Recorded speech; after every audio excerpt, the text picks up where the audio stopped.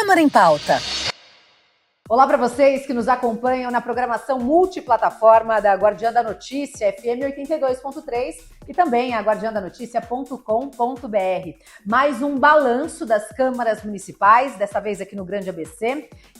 Ele nos recebe no seu gabinete, o presidente da Câmara Municipal de Mauá, Juninho Getúlio, do Partido dos Trabalhadores. Muito obrigada, presidente, por mais essa entrevista e esse balanço contando as principais ações do Legislativo mauaense. Agradecer a Gabi Trincani, Guardiã da Notícia, todos que acompanham já há um bom tempo. A gente tem sempre conversado, né, Gabi? A gente tem participado do seu programa.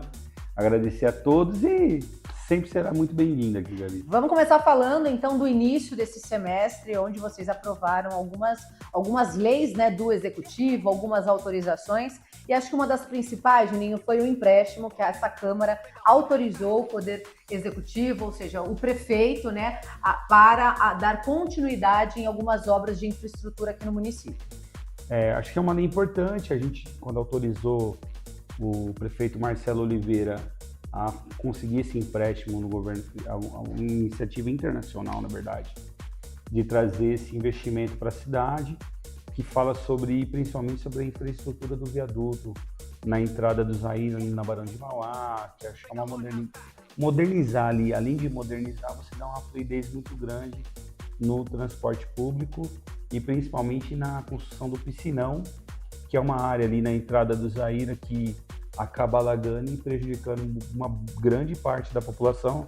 Quando a gente fala do Zaira, a gente sabe o tamanho do Zaira aqui na cidade. Vai, né? Até o 10. Aliás, eu estive recentemente lá fazendo reportagem sobre falta d'água. E aí ali acho que a gente consegue fazer esse piscinão e garantir com que não alague na entrada um dos principal bairro da cidade de Mauá.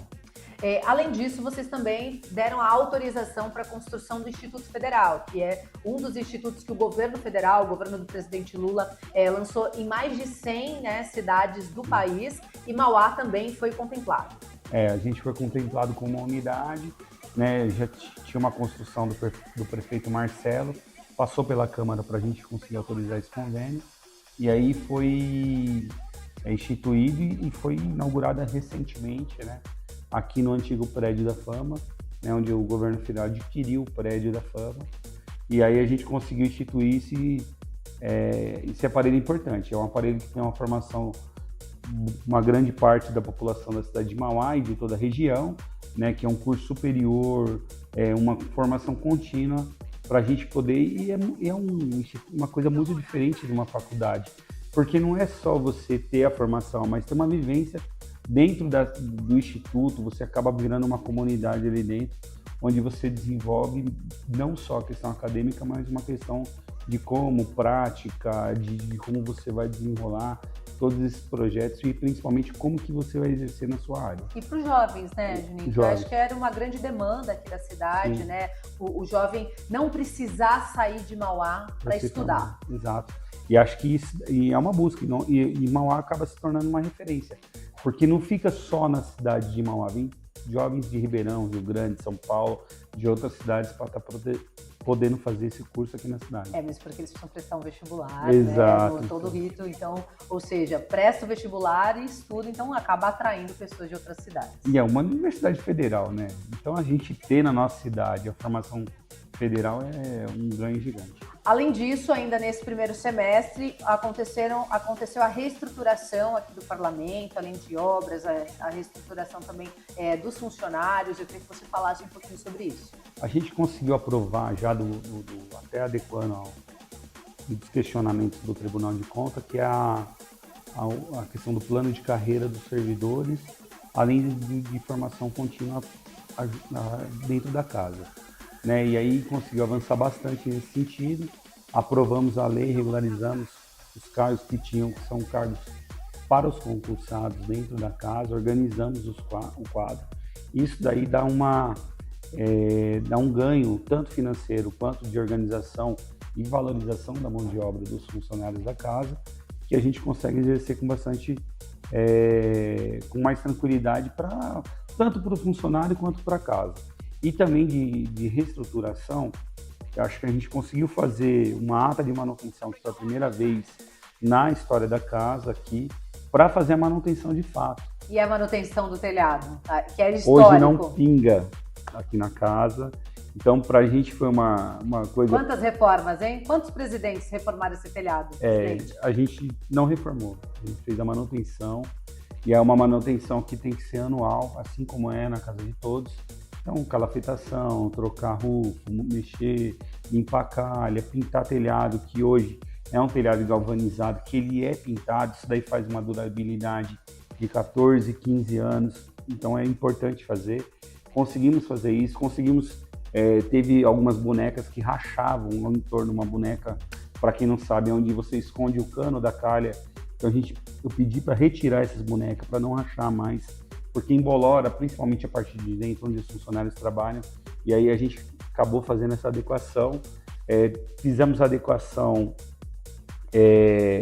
da sala dos vereadores, que eu acho que quando a gente recebia vocês da imprensa ou da prefeitura para apresentar um projeto ou qualquer coisa do tipo, a gente não tinha uma sala de reunião estruturada para isso. Hoje nós temos uma sala de reunião que comporta os 23 vereadores que não comportavam, comporta os 23 vereadores, assim como a comissão que seja de representantes de moradores, ou da prefeitura, ou da imprensa, ou de quem for, consiga estar nessa sala e a gente dá um conforto para todos poderem assistir um telão onde vai ser passado, que vai ser apresentado, ou o projeto, e vai ter som para poder falar no microfone. Então a gente criou uma sala de fato para os vereadores estar fazendo suas reuniões junto com a sociedade. Conseguimos também a estruturação lá da entrada, acho que a Gabi fazia um tempinho que você não viu diferença, né, Gabi? A porta automática, o pórtico também, a recepção diferente. Só vou aproveitar que a gente está aqui falando com o nosso público na Guardiã da Notícia e já vou também fazer a cobrança para o presidente, que são as carteirinhas de imprensa, igual a gente tem lá em Brasília, para a gente poder ter acesso aqui à Casa de Leis, os jornalistas credenciados. Já temos o credenciamento. No dia de sessão, para acessar a sessão, todos eles levam a carteirinha deles lá para conseguir entrar. Eu acho que falta adequar uma coisa ou outra, mas já está dando uma funcionalidade melhor. E aí a gente está na fase reta final da gente fazer toda a troca do piso da casa, colocando o piso tátil para o deficiente visual. Já temos elevador para poder locomover o deficiente físico, né? Então ele consegue ir até o segundo pavimento, tanto dos vereadores quanto do plenário, para poder acompanhar a sessão. Fizemos uma reestruturação também na questão da galeria dos presidentes, que eu acho que a gente tinha uma porcelana que eu achava bem esquisita, né? Pra você falar a verdade. Hoje vai ter um quadro, vai ser uma coisa bonita. Eu acho que tanto o poder público ele tem que ser organizado e tem que ser bonito. Então a gente tem que mostrar que é bem cuidado. Não é porque é público que tem que ser feio, Exato. Que tem que ser velho, mal cuidado, mas porque aqui é a casa do povo, né? E o povo merece respeito. E assim, você pode ver que a iluminação mudou bastante coisa lá na frente e vai mudar no prédio todo. Eu entrego meu mandato de presidente em dezembro e vou entregar uma casa bem organizada para o próximo presidente. A gente vai falar disso já já. Olha, já que você tocou no assunto do Tribunal de Contas, foram somente 7 apontamentos que eu apurei e o que me chamou bastante atenção é que 0 apontamentos nas licitações. E isso era recorrente aqui nessa casa, né? Inclusive tiveram problemas aqui no passado. Qual foi a receita, qual foi o segredo para não ter nenhum apontamento em relação à licitação e também somente esses 7 apontamentos, que é um número baixíssimo? Olha, a gente construiu aqui junto com os servidores da casa, a gente criou um setor de planejamento da casa para conseguir organizar melhor as nossas licitações ou os projetos que iam ser organizados. Conseguimos construir no PCA, desde o primeiro ano que nós assumimos, toda a projeção do ano seguinte. Estamos construindo isso com tranquilidade e montamos um setor de compra, estruturamos melhor a controladoria da casa para poder dar uma funcionalidade. Demos mandato a um servidor aqui da casa por 2 anos para ele poder exercer com mais tranquilidade o mandato dele de controlador. Então, fizemos a participação de todos os setores em tudo que a gente envolver E aí conseguimos, de fato, criar esse trânsito que teve a anuência da Procuradoria da Casa para a gente poder montar os processos.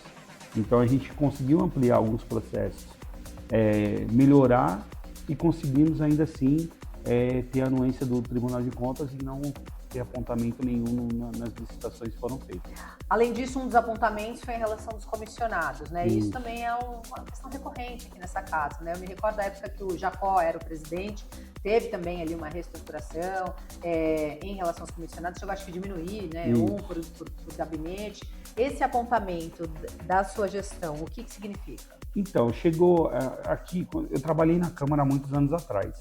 Na época que eu trabalhei eram 12. Hoje nós temos 4 assessores por gabinete, que dá um total de 110 ao todo, contando a presidência. Então, na presidência você acaba tendo a mesa, tem uma parcela maior de indicações.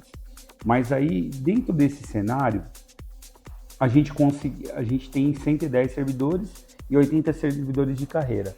Estamos fazendo o concurso público para repor o que está faltando, para a gente tentar equilibrar.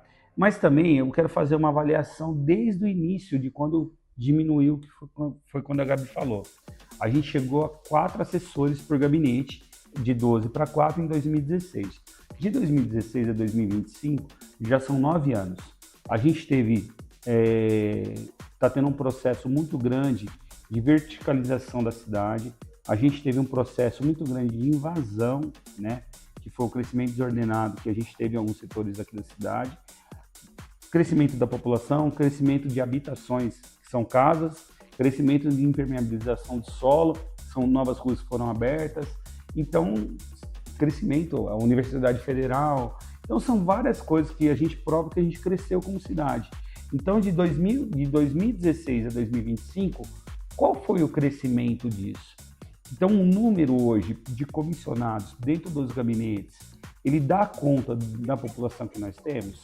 Isso é uma avaliação que eu quero fazer com o tribunal. Então a gente já pediu um estudo disso para a controladoria aqui da casa, para a gente fazer um levantamento e a gente ver o que é essa evolução, tanto de habitação, de população, de tudo, para a gente falar, olha, aqui a gente diminuiu, só que acho que a gente está no limite aqui, então acho que não há necessidade mais. A ideia é a gente tentar construir isso junto com o Tribunal de Contas e poder mostrar que a cidade cresceu e que a gente precisa da demanda mais, não de diminuir mais, né? Então acho que a ideia é a gente fazer esse estudo e levar para eles, que é o principal apontamento, na minha opinião. Teve apontamento de controle de carro interno, já fizemos uma reunião com os chefes de gabinetes para resolver, que é um controle, só detalhes, é uma coisa administrativa. Inclusive teve um problema aqui no mandato passado, né, com o vereador que nem está mais nessa casa, né, que usou o carro da Câmara para ir para um show no Rio de Janeiro, então acho que isso ficou marcado, né, então eles começam a... E a ideia é a gente dar clareza ali, mostrar transparência, mesmo, né, presidente? É tranquilidade. A outra é a questão de demissão e readmissão, que também nós falamos já com os chefes de gabinete. Vou ter uma conversa também com os vereadores para a gente colocar um critério. Porque hoje eu estou presidente, o apontamento é comigo, daqui a pouco é um outro vereador. E por aí vai. E chega uma hora que não vem um apontamento, já vem uma canetada ali que pode prejudicar o presidente em exercício. Você acompanha aqui na Guardiã da Notícia Júnior Getúlio, balanço, né, com o presidente da Câmara Municipal aqui da cidade de Mauá, no Grande ABC, para você que nos assiste e para você que nos ouve pelas ondas do rádio. Presidente, para encerrar esse semestre, vocês votaram a LDO, que é a Lei de Diretrizes Orçamentárias, mudou muito do ano passado para esse ano? Teve algum aumento de orçamento, de projeção, de projeto? Como é que ficou? Há um crescimento, né, um crescimento da LDO. A projeção ela está sendo uma crescente do governo Marcelo, que eu acho importante para a cidade, né? Da época que a gente pegou a projeção de cada ano, a gente está aumentando, mesmo que a gente saiba que muitas vezes a gente projeta, não chega naquilo que a LDO, ela é uma projeção, ela nunca é uma... É um orçamento, né? É uma projeção. É do também. Que a economia está bem, a tendência é a gente arrecadar mais para o município. Mas eu acho que há uma melhora na questão financeira da cidade. Eu acho que com o crescimento, principalmente dos prédios, empresas que vieram para cá. Até a festa junina está mais organizada. Exato, tá. E aí, então, assim, a gente tem uma arrecadação mais organizada, que isso daí é muito bom para o município. Tem a questão da regularização fundiária, que já foi feita em alguns bairros, né? E tem uma busca da gente fazer um dos bairros maiores, que é o Oratório, que é uma luta do prefeito Marcelo e nossa aqui da casa. Inclusive, a população apoia isso no Oratório, que é receber esse título de propriedade, e principalmente a questão da gente ter essa regularização. E, consequentemente, no futuro, também melhorar a arrecadação da prefeitura. Então, para a cidade, eu acho que é um ganho gigante, né? A ideal apontar isso e principalmente apontar algumas coisas, por exemplo, que nem já o recurso que vai ser destinado, já esperando a policlínica, a UPA do Vila Cis, a unidade de saúde lá do Lusitano. Então, todas essas projeções que já começam a aparecer na nossa lei de diretrizes orçamentárias. E por fim, né, antes de eu fazer a pergunta aí também, eu quero saber dos bastidores da política aqui, eu vou fugir um pouquinho da pauta. Você aprovou um projeto da sua autoria, que é de liberdade religiosa. O que é esse projeto? Então, a gente já tem a garantia, todo mundo, quando a gente coloca essa questão da liberdade religiosa, Gabi, é até engraçado, o pessoal fala, já está na Constituição. Realmente está na Constituição, que fala que é um direito de todos manifestar sua fé. Ponto. O problema é que não há punição, não há... Para quem desrespeita a fé do outro, não há uma punição. E aí teve alguns casos. Tem caso do pastor que está professando sua fé na praça e muitas vezes ele é agredido, assim como tem pessoas que estão professando sua fé, que são de matrizes africanas, e foi o caso que motivou a gente construir isso, que estava andando na rua e ele foi quase morto a tiros aqui na cidade. Teve um caso semelhante lá no Rio de Janeiro, e lá no Rio de Janeiro tem o Átila Nunes, né, que é deputado e que levanta essa bandeira, o filho é vereador, inclusive também lá na Câmara do Rio de Janeiro, e teve um Ogã que tomou uma cuspida na cara. Então, aí onde está o X? A gente precisa de alguma forma, essa lei ela traz uma penalidade, a gente autoriza que a prefeitura penalize esse tipo de ação aqui na cidade. E acho que para todos, eu sou católico, mas eu não consigo aceitar que uma pessoa seja quase ceifada a vida por conta da religião dela. É um direito dela, constitucional, mas é um direito da prefeitura hoje em dia a gente poder até multar essa pessoa que não respeitar a fé do outro. Então essa lei de liberdade, quando eu trouxe aqui para a Câmara, eu trouxe através da mãe Solange, que me apresentou a lei, que ela tinha construído, conversei com os vereadores aqui da casa, conversei com o Ricardinho, foi um deles, ele falou desse pastor que foi agredido, e aí a gente falou, vamos sentar e vamos juntar. E aí ele olhou a lei e falou, olha, isso aqui tá certo, isso aqui eu também concordo, eu também concordo aqui, ajustamos.